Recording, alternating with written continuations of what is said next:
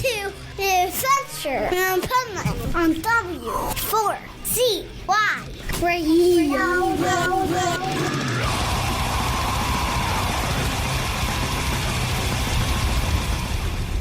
Wake up, America! It's time for the Adventures of Pipeman on W4CY.com, West Palm Beach's #1 internet radio station. Here's your host, the Pipeman.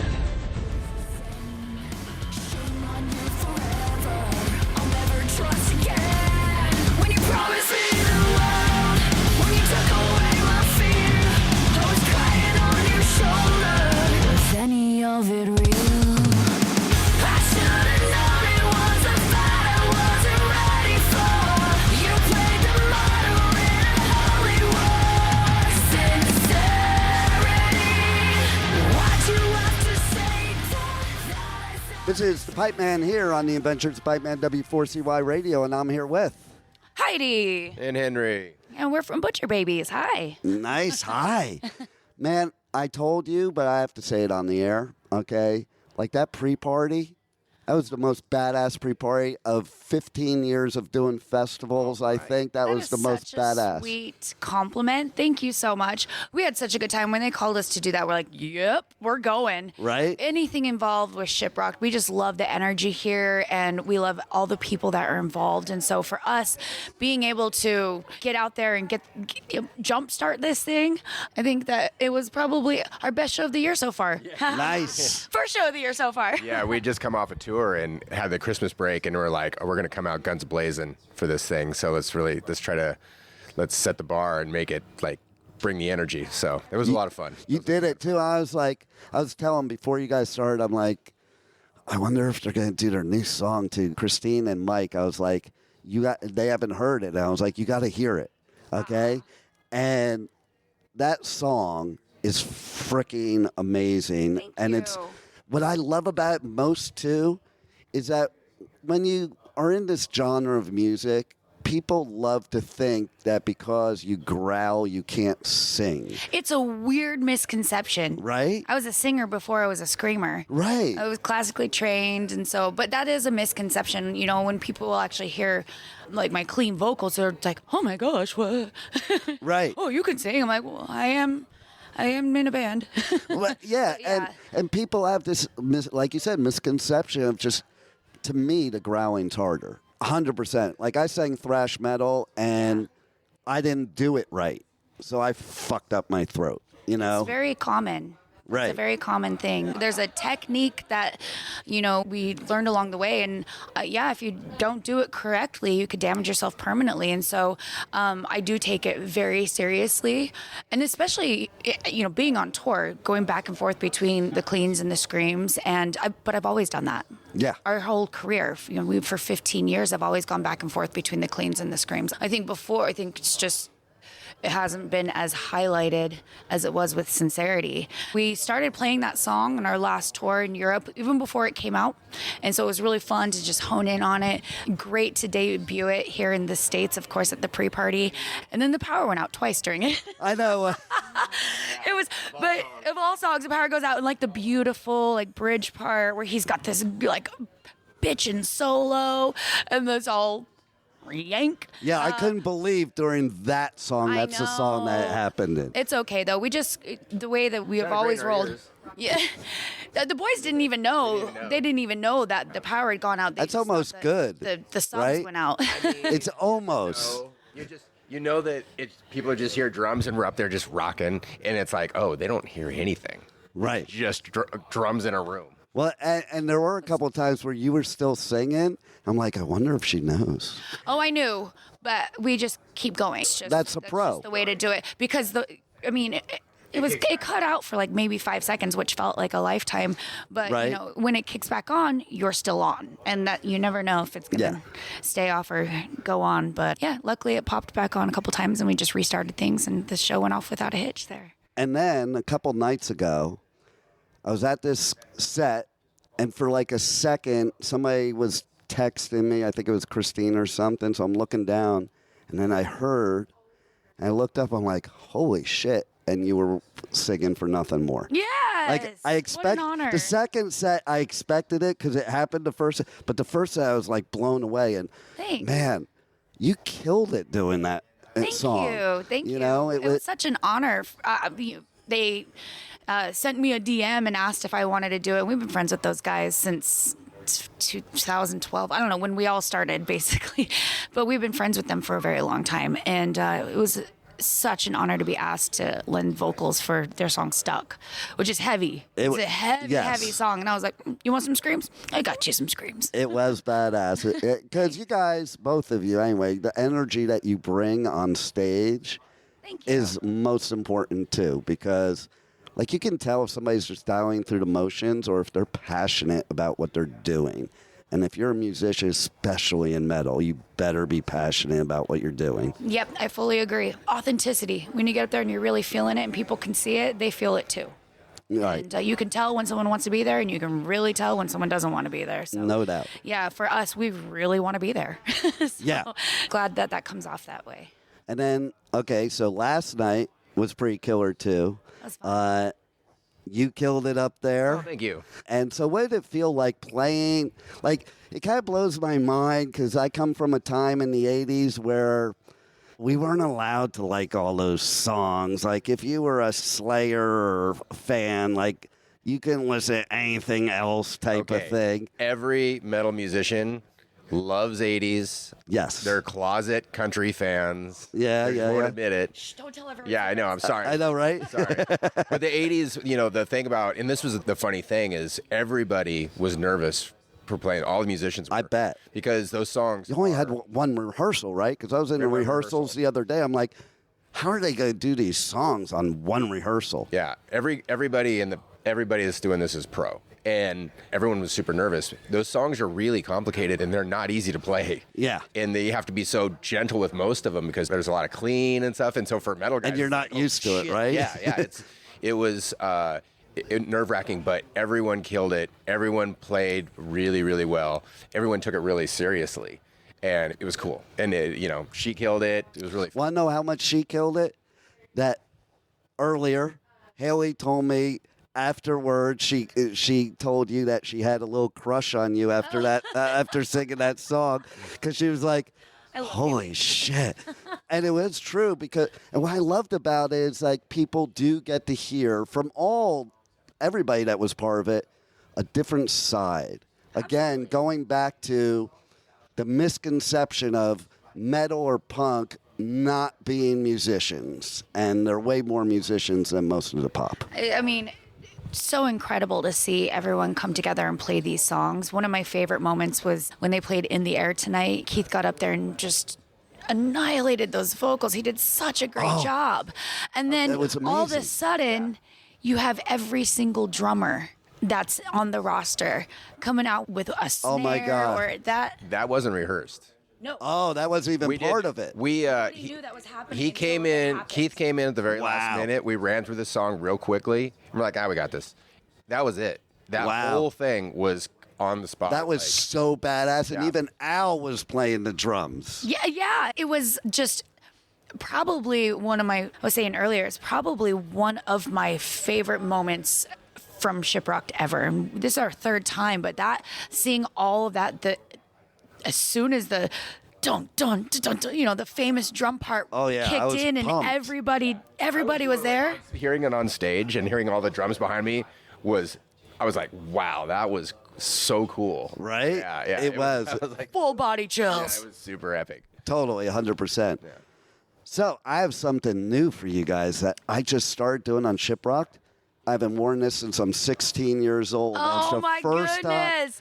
This is your battle vest. Yep, and my Wow. grandson would wear it all the time because it This don't. thing has seen some metal shows. So I want you guys to look at all of the.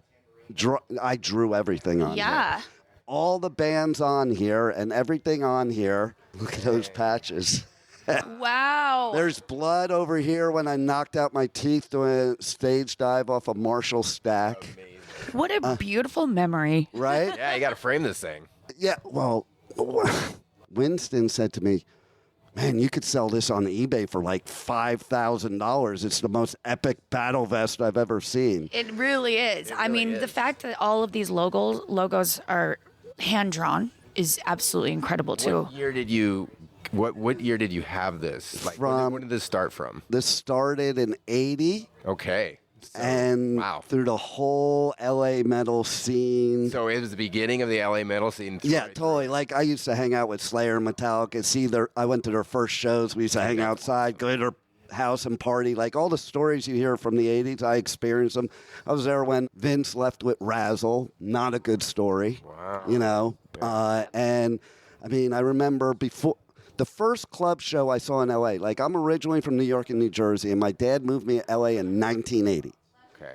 What a time to move there. Yeah. And I went to my first club show was Motley Crue at the Roxy before they had an album. They were more like horror punk then. They weren't glam yet. Right. And they were trying to light the whole place on fire to bring Satan in. And I'm like, I'm never going to a real concert ever again. I was like 13. Oh, my God. And that started it all for me right there. And then it was like I was always at either the Troubadour, the Country Club, or the Sunset Strip every Friday and Saturday night through all the 80s. Wow. You know? And this was with you through all that. That's Through all of it. A beautiful thing. This is classic Los Angeles. No doubt. And having lived there I was there for 17 years. Henry was there for 23 years. 3 years, yeah. And we did a lot of the same stuff. Different time era. Yeah. When I was a little kid, though, I wanted to go to LA. Like, Right. Because of that scene Because of the scene. I was just that you were a part of. I was only 10. And I Wow. was in all those bands, but I was just like, 12-hour drive from LA, and I'm like, I got to go to LA. I have to see this. Well, then, like, I was pissed because, like, Slayer and Metallica left us with all the other bands that I didn't want to go see. So me and my bro used to hitchhike up to the Bay Area after that and go to shows up there. Back when hitchhiking was like a normal mode of Right. transportation. In Uber, there's California, no Uber. everybody was It's on the the... Uber of the 80s. I know, right? Hitchhiking. It was like we waited on line on the on-ramp. There would be like a line of people, like a surfing lineup, you know? Wow. And even like Slayer didn't even have patches at that time. So I just went and I did this. And people thought in LA that I was a gangbanger and that was my gang name. Oh my goodness. Yeah. It's Okay, wild. I could see. Yeah, you could roll with that. Be like, Right? That's right. It's Slayer. Yeah, don't fuck Yeah. with me. So look at all the different bands on here and tell me what band you would most want to tour with. Oh, Well, we've geez. toured with a lot of these bands. Most want to tour with. Gosh, is that Fear on there? That's Fear. Wow. And if you remember the first interview I had with you, I knew exactly where you got your name from. Yes, of course. Yeah, it's quite a feat now. Some Right? people they're like, oh gosh, is that a call to action? I mentioned Still. the Plasmatics or Wendy O. Williams, and nobody knows who they are. It's the weirdest thing. It's so weird Yeah. to me. You know what? Just out of pure randomness, SOD would be awesome. Right? I mean, that would be really, really cool. They would be canceled today. Oh my God! We just were talking about that. You know what? We did a tour in 2016 with Megadeth and was it Suicidal Tendencies? They were on there. But I would definitely do another tour with Suicidal. I would do another one with Megadeth. Fuck, I'd tour Slayer. I'd tour with any of these bands that Right? were still around.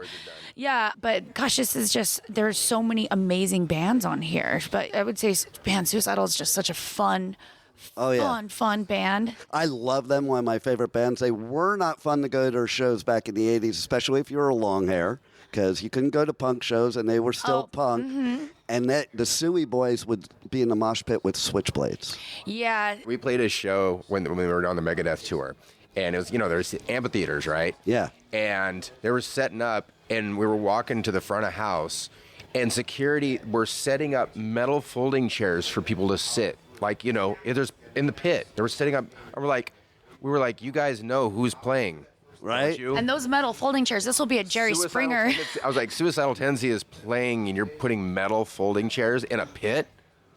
They quickly took those away. They took them all Yeah, away. that's a smart move. It was. This is a bad I think idea. they got it confused with. Like, this is not a dinner party. They were like, Right. "Oh, is this a book reading?" Yeah. So you'll love this. Poetry. I went to the first ever crossover show ever. It was at the Sun Valley Sportsman's Lodge in Elks Lodge.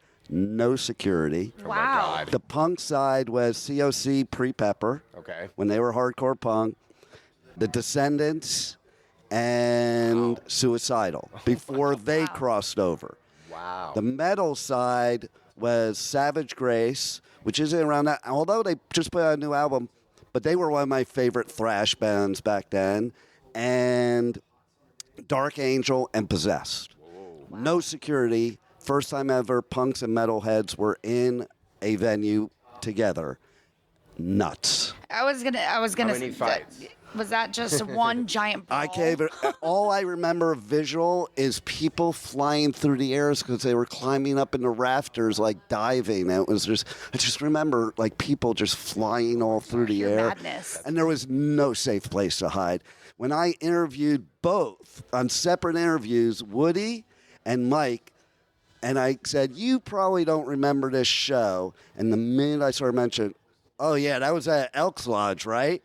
That was the most fucking epic show we've ever played. It was insane. Wow. I feel like as a musician, you would never forget something like that. No, Yeah. at an Elks Lodge. Yeah. You know, can you imagine? Yeah. So, yeah, good memories. We actually got to witness once the punks and the metalheads. I never knew that was a point of contention. I was born in 1985, so all this was going on when I was a child. Mm-hmm. Now, we did a tour with Danzig, and Doyle was there, so they were playing a lot of Misfit stuff. Right. Now, this was the first time I'd ever seen a clash between punk and metal kids. Huh. And it wasn't kids. I'm talking about grown-ass men. Yeah. And Assholes. it was the weirdest. I didn't expect it. I didn't know that was a thing, and we were witnessing it. And I was like, I'm disappointed. I'm disappointed in you. I thought we were past. No, I thought it was stupid, okay? There were a handful of us in high school that were metalheads, a handful that were punks. The jocks used to bully and beat the shit out of both of us, yet we would get into fights with each other. Like, why didn't we band together? It was stupid. Yeah, well, it's nice to see that nowadays we get in the pit, we come to these shows, and it really is truly a family. I love it. No matter if you're a little on the softer side, a little on the heavier side, you've got deathcore mixed with all the metals mixed together in the pit, and it's such a beautiful thing. Someone falls, they pick them up. It's a family. Yeah, absolutely. Yeah. And that's the way it should always be, because we are a family. And now we can go to these festivals where there's 100,000 people and we can be a family and all together and nobody's an outsider. Yeah, absolutely. Everyone works together to make sure that everyone is safe and happy. Yep, absolutely. So tell everybody how they can get your music if they don't know, get your merch, and anything else we haven't covered that you need them to know about. Well, yeah, just anything under Butcher Babies, you'll find it. There it is. Google Butcher Babies. It's there. No, don't do that. Oh. No, don't Google it. Don't do that. No, there's no other Butcher Babies. So that's it. So you'll find it. Yeah, but we've got new music that came out just a little bit ago, and more on the way. So I love it. Can't wait, and can't wait for tomorrow night because you guys will kill it again. Yeah, thank you. I'm doing some Kiss. He's doing some. Yeah, doing some Ace of Spades, Motley Crue. So nice. It's gonna be a good time. It is gonna be a good time. Thanks for being here on Shiprocked, and thanks for being on the Adventures of Pipeman. Thank you. Appreciate it. You got it. Hey, it's Heidi. It's Henry. And we are from Butcher Babies, and you're listening to Pipeman on W4CY Radio.